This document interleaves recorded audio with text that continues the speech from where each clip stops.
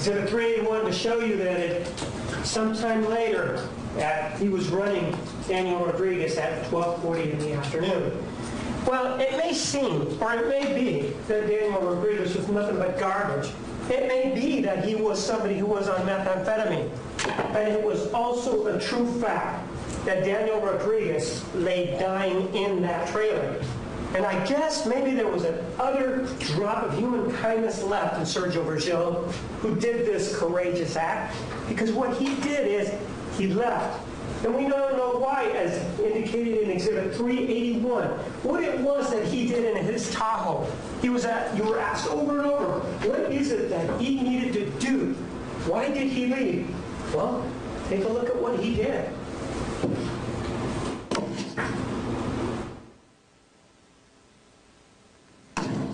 And remember, this is from his CAD report from his Tahoe that they introduced themselves. 1237, it says, and they even mentioned it themselves, 998 roll fire, that same time, 1239, one subject has been shot, is down, barely alive, clear GHSE now. House is clear, fire coming slow, come in, slow it down. Now you know what he was doing. Perhaps just because to them he's a piece of garbage and somebody who's on methamphetamine, he doesn't deserve what the people in Scottsdale do, which is when they're dying, you call the fire department. That's what you do. You do that with people that are alive. You don't just say, come in here and you say, those are throwaways. You know, let's not go ahead and call fire. And let's come in here and point a finger at Sergio Virgilio and say, well, what is it that he's doing? This person who would not back up, according to them, Richard Chrisman, is the individual who's conscientious throughout this whole thing, and was the backup, and was the person who was watching and had the courage to stand up and come in and tell you what happened. You were also privy today to a demonstration right here, right about this area here, where there was a piece of wood that was grabbed, or one of the lures had a piece of wood, and they talked about depth of perception. And they talked to you about how it could have appeared as if the defendant never really did place the gun to the left temple of Daniel Rodriguez. And then they argued to you and told you that, well, it could just as well have been that that injury was caused to the left side as Mr. Rodriguez was going down after he had been shot.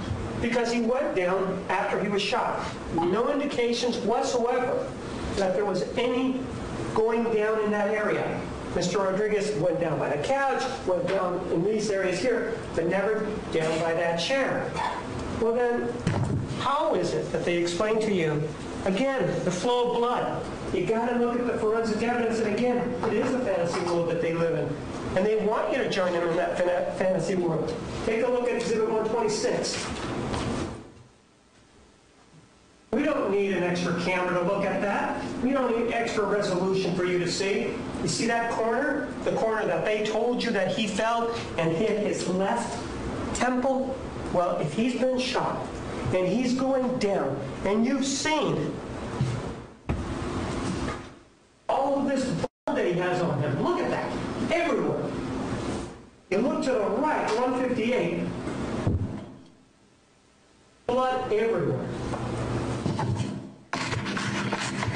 Well, it's bloody as you see in Exhibit 94. Take a look at the chair there again. Same condition. How is it then that if he's bleeding and it's coming out, it's only going towards the door area? Because that's when he's going down. And they want you to believe that if he's going down in this position and hits himself on the left side of the head, that's how that was caused. But if that were the case, with all the blood that's coming out there, wouldn't you see some blood there? And wouldn't you see some blood on the carpet right here? Because if he's going down on his left side bleeding, and then of course he's going to have to get up as he's already down, because that's what their scenario requires, that he's going down on his left side of this, bleeding all over the place, although there's no blood there. It's that magical blood again that I talked to you already during my initial closing argument. There's no blood there. They want you to believe that somehow he's going down on his left side, He's already been shot. He's bleeding everywhere. You can see the blood right down here. I'm not anywhere there. It is a physical impossibility for the chair to be in such pristine condition and for them to even argue to you that that's where he got the bruise. Jeffrey Johnson, the medical examiner, told you there was a bruise there. And the only way throughout this whole scenario that could have happened, anything that's been presented, other than what was just told to you, was that the gun went there. In addition, and that's the left temple, in addition to that, Kathleen Stoller told you that on the muzzle of that gun there was some DNA. Didn't get any reportable results, but there was some DNA there. And the only explanation, if you put the two together, defendant's gun, they may stand up here, do all this demonstration all the time. They can do it all day, but it does not explain the fact there wasn't any blood to the victim's left, and there wasn't any blood on the arm. If he was going down, that would have required him, once he was down here hitting himself, to get up, turn around, and lay down. That didn't happen. They also tell you, well, with regard to the bicycle, this bicycle here in Exhibit 39, you see how it landed on that flower pot they tell you? Look at that. That's indicative of it bouncing up on that. Well, that's something they want you to consider, but there's something they want you to forget. Do you remember when Dominic Barrios, the other police officer, testified? He not only testified about the taser, he not only testified about the tablet, but he also testified about the wheel of the bike. And he said, that's been moved. They want you to believe that that's how it landed, but a police officer with the Phoenix Police Department indicated that's not the position that he saw minutes after he arrived on the scene. So they want you to believe all of that. Even though you live in this fanciful world, even though you believe some people, you don't believe other people, and then you talk about bouncing bicycles when nothing has indicated that. They also talk to you about, well, the left palm of the left area, or palm area, and perhaps the wrist area of the victim, that, well, you can see through there if you look really closely that somebody may have checked for a pulse. Seriously, can any of you, if you look at that, you know that at all? Anybody? Yes, there was medical care. Do we really know who actually, anybody touched them there? There was somebody from the fire department that came in there. Do we really know who it was? They want you to believe that it was the defendant. So you're left with these issues, and then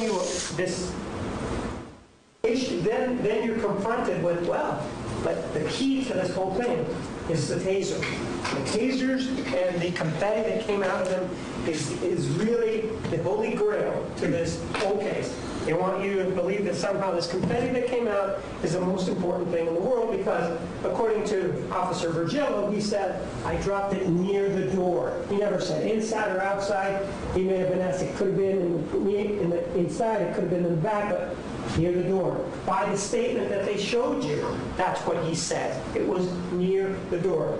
We also know with regard to Officer Barrios, he told you that, well, when I got there, the tablet was to the left, the taser was to the right, and it was near the breech of the door, which, again, buttresses what Officer Virgilio said. But then you see later that they switched. How about that?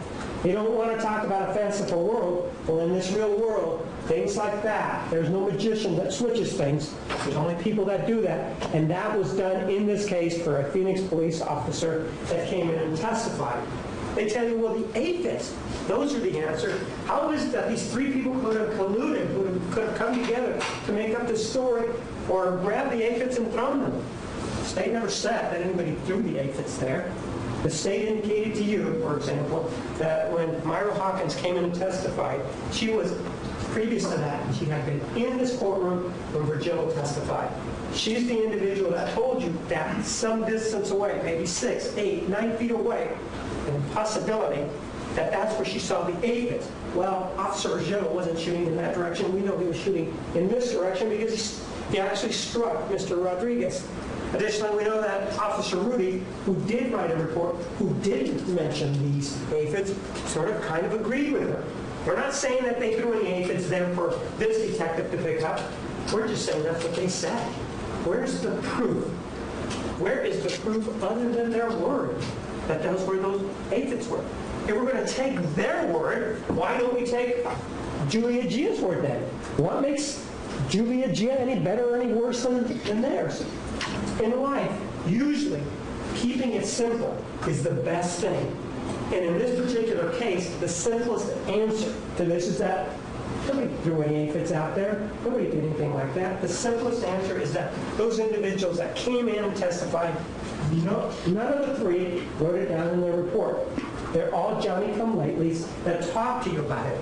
And how much trust are you going to have in them, especially since Julia Gia, for example, was removed for saying things to the defendant like, I'm sorry? How about Myra Hawkins when she said, well, yeah, before I came up here, I sort of hugged the defendant's wife. And then you have the other officer whose report is being used to buttress this, being the only person present when somehow the taser and the tablet switched positions. Those are problematic areas for them. And so when you do consider this instruction that is given to you on page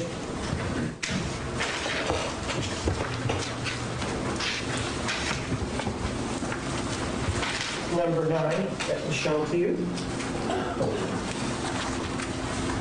if you find the state has lost, destroyed, or failed to preserve, are they really out there? Who are you going to believe? If you believe that Gia, that they were over here, then you're going to have to disbelieve the other two. These things just don't travel by themselves. And if you believe the other two, then you have to disbelieve Gia. And if all of that fails, then you have to disbelieve what Barrios said, because he said they were in the doorway, which makes more sense because there was actually a strike to Mr. Rodriguez. So has the state lost, destroyed, or failed to preserve evidence? You have to show that the evidence was there. And do you feel any confidence with those three that those aphids were there? Of course not. And are its contents or quality important to the issues of this case? Stand behind its statements. How important could they possibly be with regard to this case, especially since we know that the taser that was used by Officer Virgil, if you take a look at Exhibit 163, was fired from on or near you. Right here is this area near the front door. Right here is the glass door that you have. Want to look at Exhibit 165? It's the same thing. And there's those aphids there. Well, nobody else was near that front door, whether in or out, at the time that the taser was fired other than Officer Virgil. So he's the one that fired that. If you remember, the defendant said he was over here when he fired the taser. Much was made of the fact that, well, Officer Virgil said that he believed that Chrisman's taser actually struck Mr. Rodriguez. Totally wrong. How could he possibly have been right? Because it was malfunctioning. The taser was malfunctioning. Well, that's true. The taser was malfunctioning. But did Officer Chrisman at that point give the impression that it had struck Daniel Rodriguez? Sure. And how do you know that? Because Jeffrey Johnston told you, the medical examiner. Again, you have to go back to medical science. And you know that because he said on the side of Daniel Rodriguez appears to be injuries consistent with a taser. They forgot about that when they were talking to you about this. Chrisman himself said he went down there at the time after he fired the taser. So if Daniel Rodriguez is down immediately after the taser is fired, who wouldn't think that the taser actually struck him? Who wouldn't think that? Chrisman certainly didn't think that. He thought he was down. And he went down there and started to tase him. That's how the offense unfolded. So with the aid, if you will, of Jeffrey Johnston, you again have to rely on his statement going against medical science. It's easy to stand up here and make these grandiose, somewhat out of this world kind of statements, but when you bring them to the light of day, it is clear, as in this case, that they just don't measure up, and you again have to go stretch credulity, and you have to stretch it to the point where it really just doesn't make sense. The other issue that was made much of is that, well, there was this 911 call that was made, and this 911 call indicated 3 times biblical proportions, such as when St. Peter denied Jesus Christ. 1, 2, 3. 3 times she said he was violent. It's not because that's sort of 3 times said over and over. That's something that is significant. Well, it is an aspect of the case. But again, if the defendant doesn't know about it, how important is it? How important is it if he doesn't know that that's what she said? And that 911 tape, the officers never heard it. What the officers knew going in, if you take a look at Exhibit 282,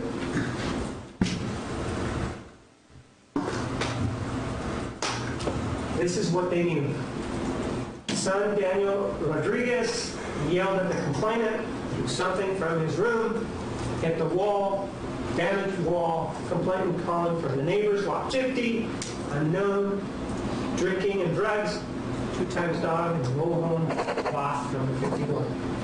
That is what they knew. Yes, they want to inflame your passions. They want you to come up to their pulpit. They're hear what they are claiming from their pulpit. They want you to hear that. But unfortunately, the defendant's ears, neither were his nor of Officer Rebuttal, subject to that.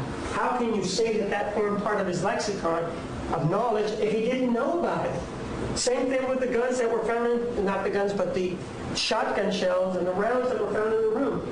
What difference does it make to this inquiry here if he didn't know about it? Then they switch it a little. They say, no, the importance of that was not to show that Richard Chrisman had a fear. No. Shotgun shells, rounds, all that, well, they were not important for that purpose. No. The reason they were important was because we were worried about Elvira Fernandez. That's what his thing is. He was really, really worried about her. Didn't want to leave her there. Because he's such a caring, compassionate individual, right? Except that this caring, compassionate individual that they want to portray to you goes up to her and says, I really can't understand what you're saying.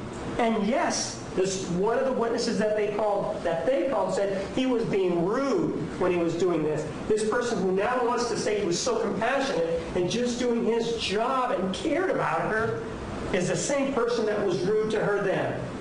What is the more pristine, if you will, emotion and view of what he was thinking then? When he tells you today, he says, all I did was care about her. That's why I couldn't walk away.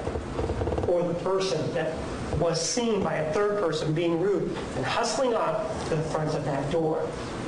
He didn't care about her then. It's really unappetizing to think that he wanted to feed that to you and says that he cares about her now. That's not what the facts showed then, and that's what's important in this particular case.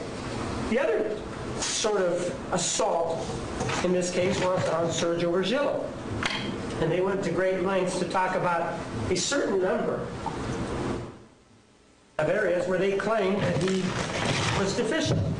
One of the issues involved the taser, where it fell. And he said it was near the door.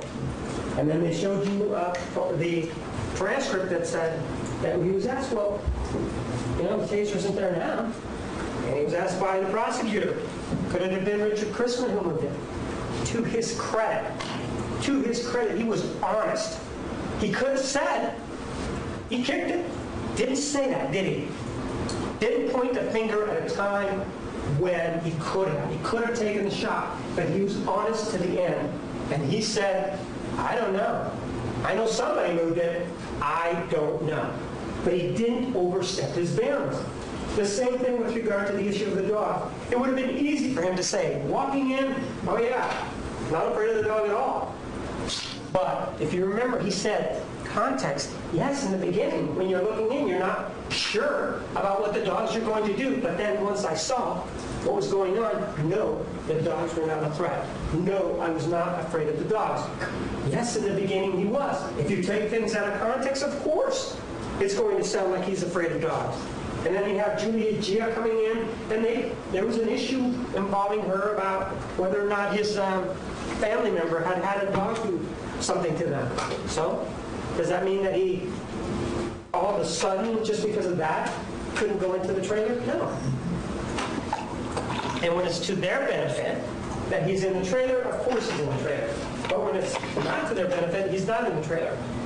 When the OC spray is deployed, oh yeah, he's in the trailer then because that's to their benefit.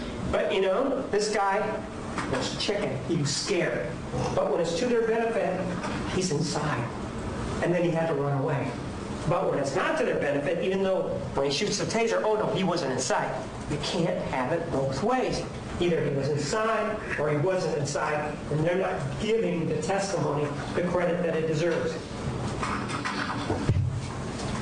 The other issue is involving the telephone call. They brought in Sean Madsen, the union organizer, or whatever it is that he does for the union, working off the taxpayer. One of the things that they said, well, you know, he did have a phone number, and he did have Mr. Madsen's phone number. And he called Mr. Madsen, and there were text messages that were exchanged between them. So, no one ever denied that he had that number. Didn't look at it. He was paying attention when he was doing the call, when he was going to do whatever it was he was going to do. But it could have been his sergeant, and he decided to answer the call. And when it wasn't, he found out. They also said, well, you said that he was inked up. Yeah, that's what he said about Daniel Rodriguez initially. And if you're going to believe him about the fact that Daniel Rodriguez was inked up when he walked in there, perhaps after the gun had been pointed at him, then why wouldn't you believe Sergio Virgilio when he says, but that changed. That changed because I started to talk to him. And when I started to talk to him, that's when he came down. That's when he was going to leave. You can't have it both ways where you choose to believe in one time and not another time. It's a consistency thing here. The issue also was who arrived first. Well, who did arrive first? Well, according to Sergio Virgilio, they arrived about the same time. And his Capo was parked there first, which indicates that he was there first. They wanted you to say, well, no, you know, he just was going back and forth with regard to that issue. No, he wasn't going back and forth with regard to that issue. He was always consistent about it. The other thing they said, and which is really sort of the crux of their argument, the real argument is that they want to show motive. They want to show that there is a reason why Virgilio would come forth with the story. They said something to the effect of, well, if it got out that he wasn't an effective cover person, and the words were something to the effect of, who would work with him at that point? Well, let's turn the coin to the other side. If he's the person who's come forward and said this, and he has had, for example, visits from Tom Madsen bring over this clipboard, and all of this has taken place, you think that anybody wants to work with him now? What benefit have they shown that he has received? You think people are lining up to work with Officer Sergio Virgilio? Do you really think that that's what's going on? Oh, they said he was afraid that people wouldn't work with him before. He could have, at any point in the last year, said, you know, I was mistaken. I really was. Thinking about it, I was mistaken. As you can see from everything that he did, he's an individual that has courage and has stood up for all of what he believed from then until now. Well, other things that they talked to you about was, well, and most of it had to do with the aphids, but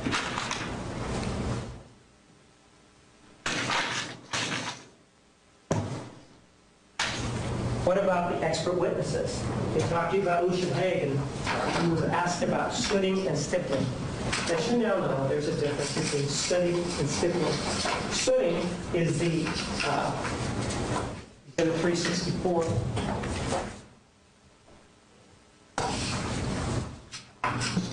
Little puffs of smoke are coming up. stippling made by these. And he was asked a compound question about the sooting and the stippling, and they're saying, see, he doesn't even know the difference between sooting and stippling. And so you shouldn't believe a single solitary thing he has to say, even though the expert that they want you to believe, Vincent DeMaio, says that he's the preeminent expert in the United States in shooting and reconstructions, shooting reconstructions. The other thing with regard to Vincent DeMaio, one of the things that they omitted to tell you when they told you to sort of take in and believe everything he has to say and have you disregard what's in the wall. He told you in response to a jury question that, well, when the bullet travels through the body, it pretty much keeps a straight line. Even though it may start to tumble, the bullet, when it goes in, it still has a straight line. If it does have a straight line, then it can go out in the trajectory that it was fired. And that makes the ending point something important to measure.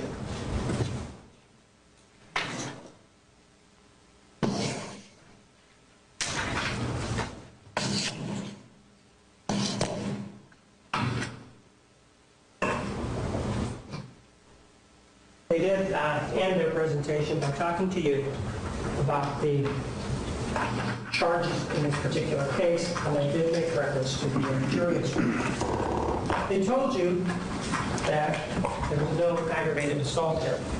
And they told you that there was no aggravated assault here because, piece number 6, the defendant intentionally placed another person in reasonable apprehension of immediate physical injury. And that even though Sergio Virgilio said shock really doesn't translate or isn't reasonable apprehension. Isn't that just another name for it? But it isn't. And again, they want you to believe Sergio Virgilio when it's to their benefit or perceived benefit, but not when it hurts them. But it's not Sergio Virgilio's view that matters. It's your view of the circumstances and the case involving a situation where a gun is used and placed on somebody's head. Well, no one can debate that that certainly would be a shocking event. It would be a concerning event, and that's what reasonable apprehension is. And yes, that is met here because the defendant did use a handgun. In terms of the charge involving the cruelty to animals, clearly there, prove that the defendant intentionally or knowingly killed Junior in the care and custody of, obviously it was the victim, without legal privilege or consent of the owner. You're saying, well, he had legal privilege to do that. What kind of legal privilege is that? The only people really that have a legal privilege, again, are those, for example, with the animal societies that can come out there. There is an issue, was that in self-defense? They didn't raise it to you. Was that in self-defense? It wasn't in self-defense because the dog was far away, was never a threat, and the second shot was taken and hitting the dog in the back. And he would continue shooting the dog had he been in self-defense. And lastly, the other question, jury instruction that they talked to you.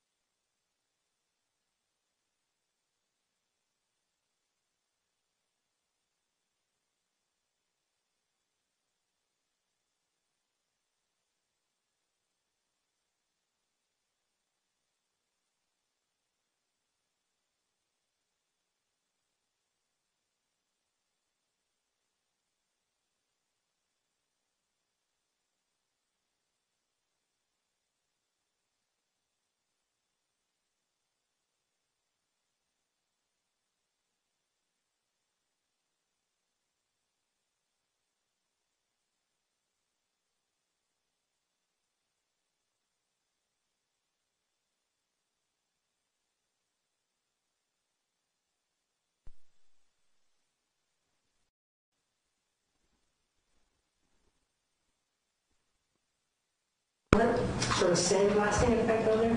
No, you're not going to see that.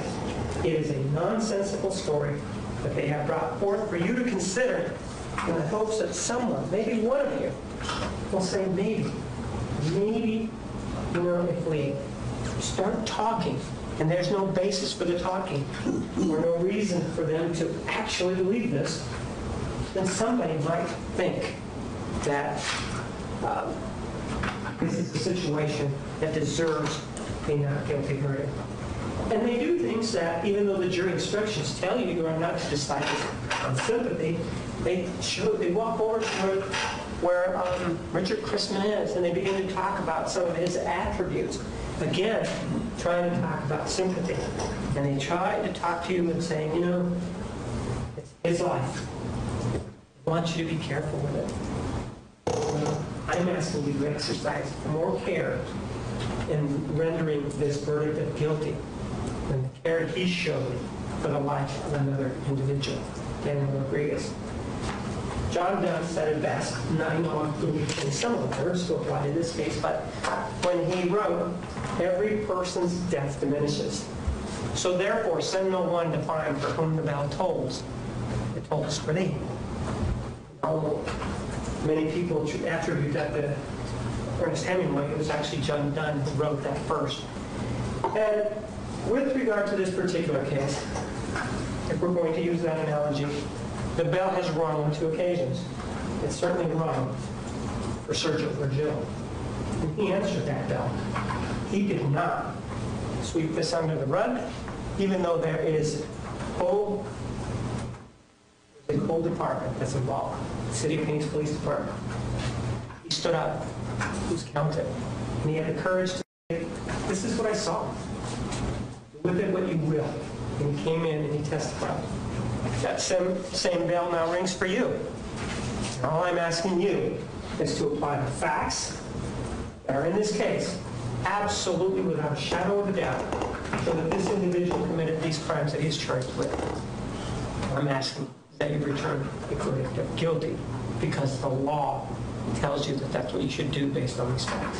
Thank you. You go to page 9, finish up.